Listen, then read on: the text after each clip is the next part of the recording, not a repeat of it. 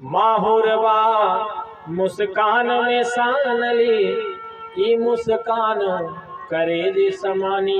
अरे गोपी और गोप सब पगलायल, भैली फकीरिनी राधिका रानी।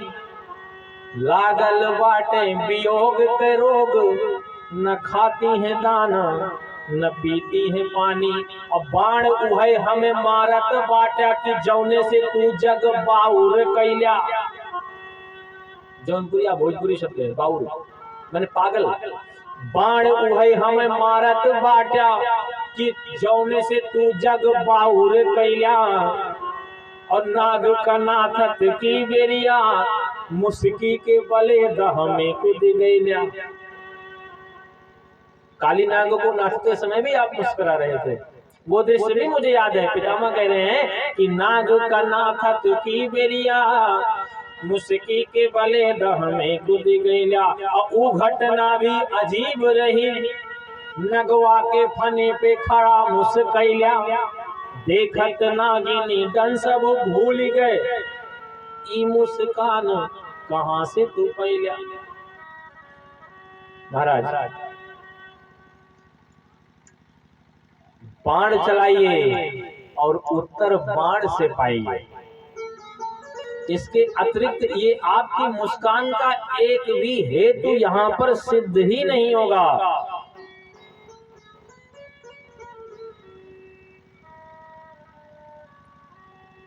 भगवान ने इशारे इशारे में हाथ उठा दिया। भीष्म पितामह ने कहा हाथ ना उठाओ, हाथ में हथियार उठाओ। यही हाथ उठा उठा के तो आपने पूरे गोप ग्वालों को पागल किया। कैसे न रीझे ग्वाली हथेली, पसारी दही जब मांगत हो गया। कल्पना करिए दृश्य की। कैसे न रीझे ग्वाली हथेली, पसारी दही जब मांगत हो गया। नंद यशोदा लुभाई हुई है, खिजाई कबो जब भागत हो गया। नंद यशोदा लुभाई हुई है, खिजाई कबो जब भागत हो गया। निश्चय तू अपने जन खातिर माधव सोवत जागत हो गया। जब दुश्मन का यश लागत बाटा, तो मित्रन का कैसे लागत हो गया। जब मैं शत्रु हूँ, मुझे इतने सुंदर लग रहे हो, तो मित्रों को कैसे लगते हो गया। भगवान की सुंदरता को देख के खरदूषण ने भी कह दिया था, मैं भरी जन्म सुनूं सब भाई, देखी नहीं ऐसी सुंदरताई। खरदूषण ने कहा भले इसने मेरी बहन को कुरूपा बनाया, पर इसको देख के इसको मारने का मन नहीं करता। बहुत सुंदर है, बध लायक नहीं।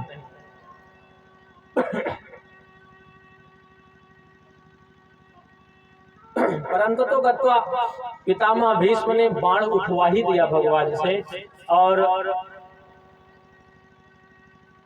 इतने बाण अर्जुन के ऊपर बरसा दिए कि अर्जुन की प्राण रक्षा के लिए भगवान ने हथियार उठा लिया।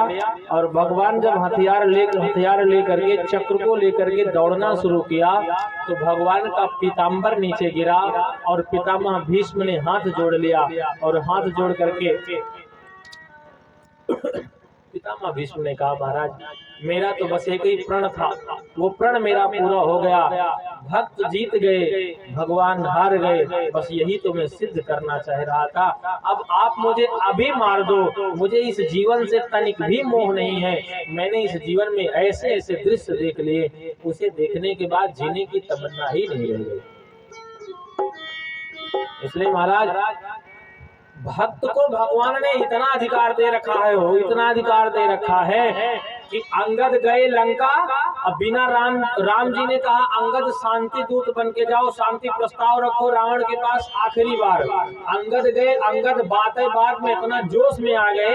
अंगद कहे कि अगर मेरा चरण कोई हटा दे तो राम जी की ओर से हम वचन दे रहे हैं कि जानकी को हार मान के चला जाऊंगा वापस।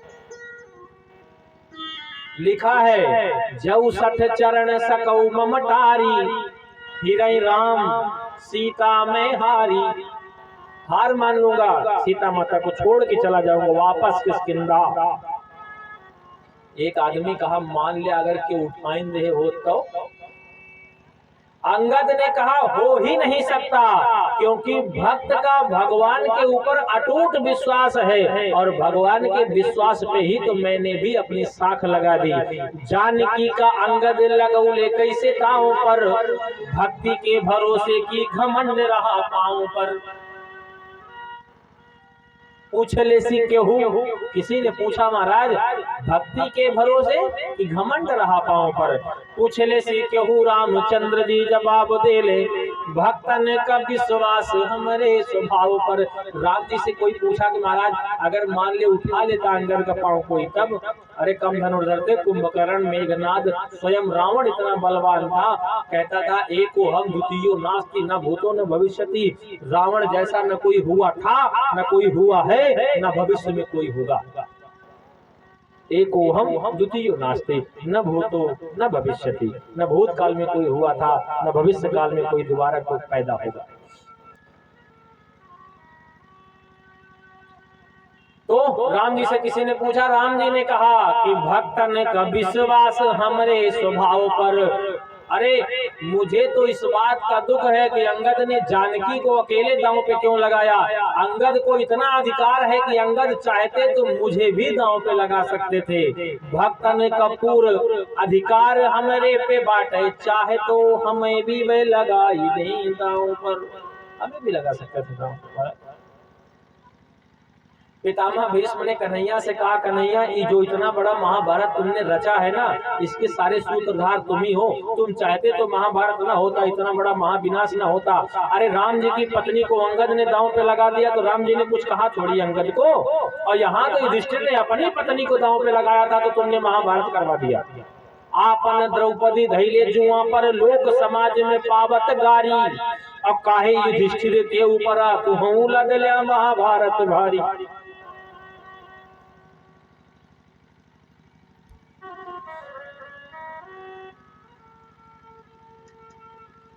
अंत तो गत्वा शिखंडी को माध्यम बना करके अर्जुन ने बाण मारा, पितामह भीष्म को बाणों पे लेटा दिया। इतने बाण मार दिया कि पितामह का शरीर बाणों पे टिक गया, गिर पड़े रथ से नीचे पितामह। और तब से बाणों की सैया पे पड़े थे। सूर्य दक्षिणायन थे, उस समय प्राण छोड़ते तो नरक में जाते। सूर्य उत्तरायण होने की प्रतीक्षा कर रहे थे। 12 महीना होता है, 6 महीना सूर्य दक्षिणायन होते हैं और 6 महीना उत्तरायण होते हैं। सूर्य दो ही दिशा में होते हैं, उत्तरायण और दक्षिणायन, और उगते हैं पूरब में अस्त पश्चिम में। ये सूर्य की गति है, सबसे तेज गति चंद्रमा की। अब आज पितामह भीष्म ने विचार किया कि आज सबसे बढ़िया अवसर है, एकादशी की तिथि है और एकादशी तिथि के परम पूज्य भगवान विष्णु कृष्ण रूप में विराजमान है और सूर्य भी उत्तरायण हो चुके हैं, गोविंद भी उत्तरायण आकर के खड़े हैं। ऐसी अवस्था में यदि प्राण त्यागूंगा तो निश्चित रूप से ही मुझे भगवान की परम गति प्राप्त होगी। स्तुति करा भगवान की, सदैव देवो भगवन् प्रतीक्षताम्, कलेवरं यावदिदं हिनोम्यहम्, प्रसन्नः शारुणलोचनोल्लस, मुखाम्बुजो ध्यानप्रतश्चतुर्भुजः। एकादशी की तिथि थी उस दिन, जिस तिथि को पितामह भीष्म ने प्राण त्यागा, इसलिए उस एकादशी को भीष्मा एकादशी कहा जाता है, भीष्म जी के नाम से। और जो पिंडदान किए होंगे जिन्हें याद होगा, हमारे कुल खानदान के सबसे बड़े हैं पितामह भीष्म, इसलिए बाप का पिंडा दो, बाबा का पिंडा दो, आजा का दो, पर पाजा का दो, जो नौरे का 2-4 पीढ़ी याद हो उनका दो, मामा का दो, नाना का दो, सबका दो, पर एक पिंडा पितामह भीष्म का भी दिया जाता है, क्योंकि हमारे कुल खानदान के सबसे बड़े हैं, पितामह हैं, वो हमारे पूर्वज हैं, वंशज हैं, इसलिए एक पिंडा उनका भी दिया जाता है। एकादशी के दिन अब इधर उधर तो जा नहीं सकते थे पितामह भीष्म, बाणों के सैया पे लेटे थे और स्तुति करने के लिए कुछ न रहा, लेकिन फूल तो चाहिए, बिना पुष्प के कोई स्तुति हो नहीं सकती। पितामह भीष्म ने सोचा अब पुष्प लेने में कैसे जाऊं, तो पुष्पताग्रा छंद को चुन लिया और पुष्पताग्रा छंद को चुन के एकादश माने होता है 11 तिथि थी एकादशी और 11 छंद गा करके 11 श्लोक गा करके एकादशी के दिन पितामह भीष्म ने भगवान की स्तुति करी और भगवान से कहा कि भगवान जब तक मेरे प्राण न निकल जाएं तब तक आप इसी प्रकार से खड़े होकर के बैठक द्वारी करते रहिए, माने प्रतीक्षा करते रहिए मेरे प्राण निकलने की। बहुत प्यारा श्लोक है। त्रिभुवन कमनम तमाल वर्णम, त्रिभुवन कमनम तमाल वर्णम, रवि कर गौरम्बरम दधाने, रवि कर गौरम्बरम दधाने, वपुरल ककुला विदाजनाथम, वपुरल ककुला विदाजनाथम, हरि रे वहन्तु मिमगतोदरिया, हरि रे वहन्तु मिमगतोदरिया, त्रिभुवन कमलम कमल वर्णम, त्रिभुवन कमलम कमल वर्णम, रवि कर गौरम्बरम दधाने, रवि कर गौरम्बरम दधाने, वपुरल ककुला विदाजनाथम, विजय सखेरति रसुनि नमन्नाम, वपुरल ककुला विदाजनाथम, विजय सखेरति रसुनि नमन्नाम। स्तुति किया। बिंदु जी महाराज ने एक बहुत प्यारा भजन लिखा, भीष्म पितामह के ऊपर ही देखा शायद उसको, बस उसी के साथ वाणी को विराम। एक बार पुनः आज फिर आप सभी को जय श्री राधे, जय श्री श्याम। भगवान के पावन नाम का स्मरण उसी भजन के माध्यम से हम सभी करेंगे। उसके बाद आरती प्रसाद, समय 5 मिनट कुछ अतिरिक्त हो गया लेकिन कोई बात नहीं है। 5 बजे करेक्ट समय पे कथा शुरू होगी, 8 बजे करेक्ट समय पे कथा विराम हो जाएगी। जिनको इसी बीच में समय निकालना है वो निकालें और कथा पांडाल में पहुंचे। बहुत बहुत धन्यवाद आपको। बारंबार एक बार भगवान के नाम का जयकारा लगा लीजिए, स्तुति भगवान की हो जाए।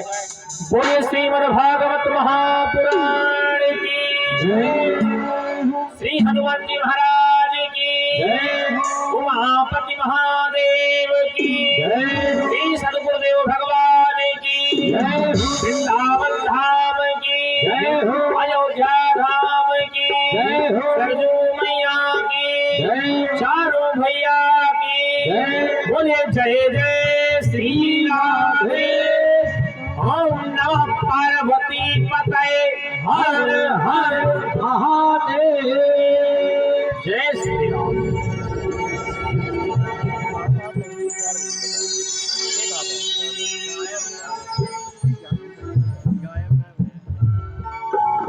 एक बार में डिसाइड कर दीजिए जो समय होना हो, 3 बजे, 2 बजे, 1 बजे, 5 बजे, 8 बजे, 9 बजे, जो एक बार में करना कर लीजिए।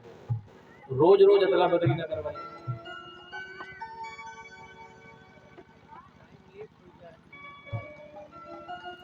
हमसे तो रतियम कहोगे तब वो कहबे,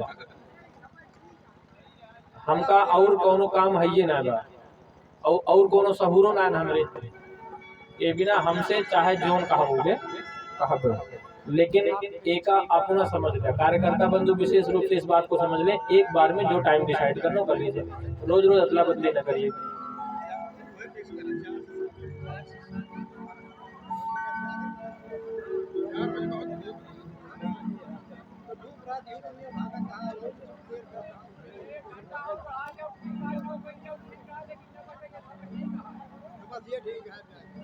ये ठीक है तो बस ठीक है, यही मोहर, बस इसी पे जय श्री राम, जय श्री राम। एक बार हम उठा के बोले जय श्री राम, जय श्री राम। बस इसी पे आइए। इतना तो करना स्वामी जब प्राण तन से निकले, इतना तो करना स्वामी जब प्राण तन से निकले, इतना तो करना स्वामी जब प्राण तन से निकले, इतना तो करना स्वामी जब प्राण तन से निकले, इतना तो करना स्वामी जब प्राण तन से निकले, इतना तो करना स्वामी जब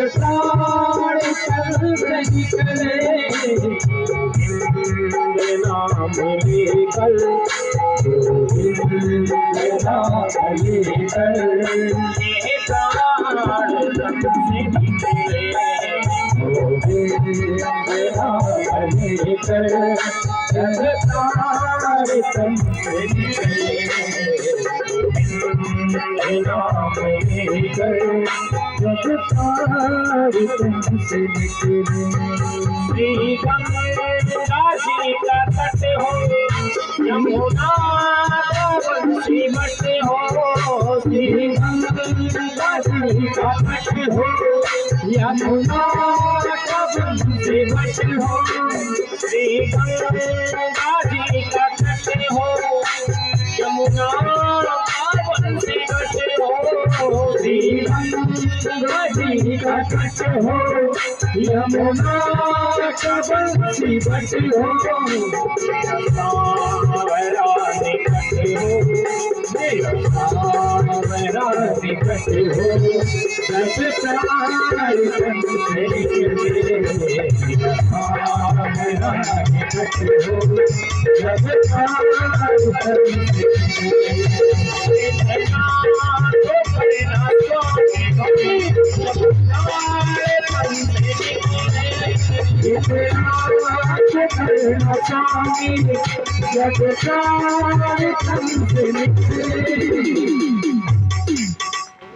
और कुछ मांगिएगा ना मांगिएगा भगवान से, बाकी तो मांगते ही होंगे, हम भी मांगते आप भी मांगते हो, मांगता तो ही है हम आप, मांगने वाले ईश्वर से, और ईश्वर हमारे माँ बाप हैं। पर भगवान से एक चीज जरूर मांगिएगा कि मरते समय एक आध बार आपका नाम निकल जाए महाराज तो बड़ी कृपा होगी। कौन कौन ये चाहेगा कि मरते समय आखिरी बार भगवान का नाम निकले? ईमानदारी से हाथ उठा के बताइएगा, ईमानदारी के साथ कौन कौन ही चाहत बा कि मरते समय हमका अपन सब याद रहे कई बिघा गए सवा? कौन कौन ये चाहता है कि मरते समय भगवान का नाम निकल जाए एक बार? ये गिनती का हाथ है दादा, खाली इतना चाहता, बाकी सब चाहता हम मरते समय एक बार फिर कजरारे कजरारे याद आ जाए। दोनों हाथ उठा के आकाश में तालियों के साथ बजाते हुए ये प्रार्थना भगवान से करिएगा, गोविंद नाम लेकर ये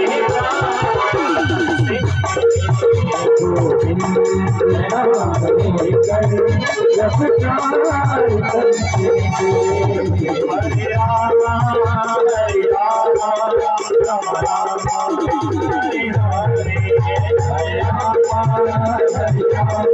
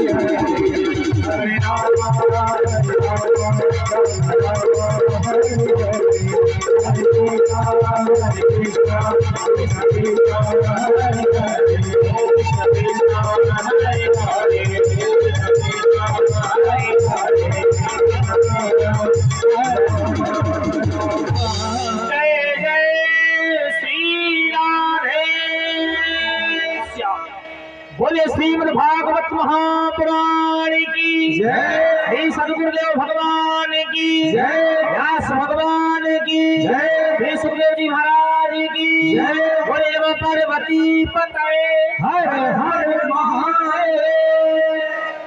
आप भी अपने स्थान पर खड़े हो जाइए, भगवान की मंगलमय आरती हो जाए। कल की भांति पुनः निवेदन कर देता हूँ, जो आरती करना चाहते होंगे वे सभी बारी बारी से आकर के आरती कर लेंगे।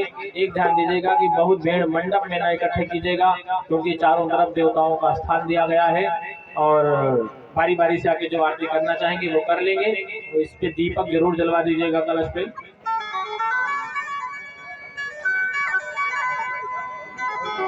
और जो यहाँ नहीं आ सकते हैं अपने स्थान पे खड़े होके बैठे वहीं से भगवान की मंगलमयी आरती गाएंगे और आरती वहीं से करेंगे श्रद्धा सुमन के माध्यम से।